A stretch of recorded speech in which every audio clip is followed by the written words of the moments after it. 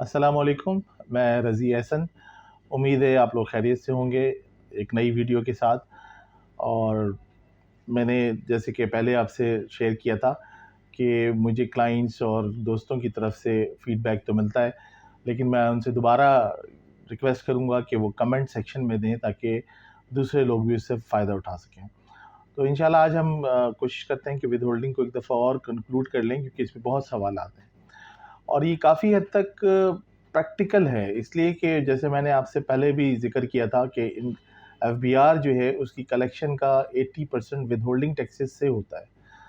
यानी withholding taxes जो है वो टैक्स पेयर ही विदहोल्ड कर रहा होता है ऑन बिहाफ ऑफ एफबीआर।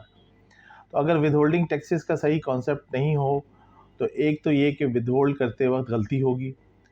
कई दफ़ा ऐसा होता है, मेरे कई क्लाइंट्स ऐसे मुझसे सवाल कर रहे होते हैं जिनको ये मालूम नहीं होता कि किसी जगह पे कोई टैक्स को होल्ड करना था, और अगर करना था तो किस रेशियो से करना था, किस परसेंटेज के साथ करना था। विदहोल्डिंग टैक्स का जो बुनियादी चीज़ है वो समझने की ज़रूरत है। विदहोल्डिंग टैक्स का मकसद ये होता है कि पे एज़ यू अर्न जैसी बात होती है। जब पेमेंट दे रहे होते हैं तो जो जो पेमेंट दे रहा होता है वो विदहोल्ड करता है पैसे और ट्रेजरी में जमा करता है, और उसको उसके अगेंस्ट एक सीपीआर मिलता है जो वो दूसरे जिनको पेमेंट दी जा रही होती है उनको देते हैं और बाकी की रेस्ट ऑफ दी पेमेंट देते हैं। लेकिन विदहोल्डिंग टैक्सेस के अंदर कुछ जगहों पर फिक्स रेट्स हैं जैसे कि प्राइस बॉन्ड में, लेकिन कुछ जगह पे प्रोग्रेसिव रेट्स हैं जैसे कि सैलरी में 6 लाख तक पर एनम कोई टैक्स होल्ड नहीं करना, सेक्शन 49 के अंदर जो सैलरी हुई। लेकिन उसके बाद प्रोग्रेसिव रेट है, जो सैलरी बढ़ेगी टैक्स बढ़ते जाएंगे।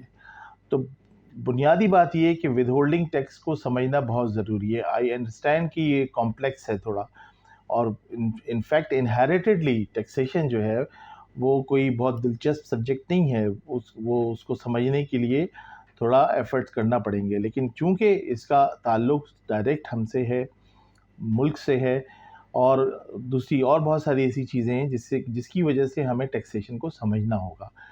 अगर आप विदहोल्डिंग टैक्सेस की बात करें और बहुत मेजर जगहों को ही कवर किया जाए तो विदहोल्डिंग टैक्स इंपोर्ट पे है, विदहोल्डिंग टैक्स सैलरी पर है, विदहोल्डिंग टैक्स डिविडेंड पे है, withholding tax profit from banks या शेयर से उन पर है, विदहोल्डिंग टैक्स रेंट के ऊपर है, विदहोल्डिंग टैक्स प्रॉपर्टी की सेल और परचेज पे है, विदहोल्डिंग टैक्स एनुअल टैक्सेशन पे जैसे 234 है सेक्शन उसमें है, विदहोल्डिंग टैक्स ब्रोकेज और कमीशन के ऊपर है। मैं कोशिश करूँगा कि जिन लोगों का इंटरेस्ट हो उनके साथ जो अपडेट विदहोल्डिंग टैक्स का कार्ड है वो शेयर कर लूँ। तो मैं अपनी ईमेल आपसे शेयर कर लूँगा, आप उस ईमेल के थ्रू भी मंगा सकते हैं। इट्स फ्री ऑफ कॉस्ट, वो मैं आगे फॉरवर्ड करूँगा और कोशिश करूँगा कि एक स्नैपशॉट इस वीडियो में भी ऐड कर दूँ जिससे आपको मेजर हेड्स पता चलें जहाँ विदहोल्डिंग टैक्स को विदहोल्ड करना है आपने। ना सिर्फ होल्ड करना है बल्कि इस रिकॉर्ड को मेंटेन भी करना है, क्योंकि इसकी मॉनिटरिंग के ऑडिट्स होते हैं, मॉनिटरिंग की इंफॉर्मेशन मांगी जाती है। इवन सैलरी के अंदर रूल 44 के अंदर जो है नोटिस आ जाता है। कई मेरे क्लाइंट्स हैं उनके पास नोटिस आता है और वो कहते हैं कि ठीक है आप रिकनसाइल कराएं, जो आपने विदहोल्डिंग टैक्स स्टेटमेंट फाइल की थी उसको आप रिकनसाइल कराएं। तो फाइल की हुई स्टेटमेंट को फिर रिकनसाइल कराना पड़ता है इस डिपार्टमेंट के साथ।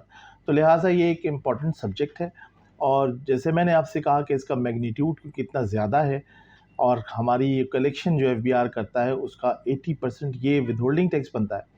और इंटरेस्टिंगली कि फिर जो विदहोल्डिंग टैक्स हम होल्ड कर रहे होते हैं, टैक्स पेयर होल्ड कर रहा होता है ऑन बिहाफ ऑफ एफबीआर, उसके अंदर से भी वैसे वो काफ़ी हेड्स ज़्यादा हैं, लेकिन उनमें से 9 ऐसे हैं जो ओवरऑल विदहोल्डिंग टैक्स का 80% है।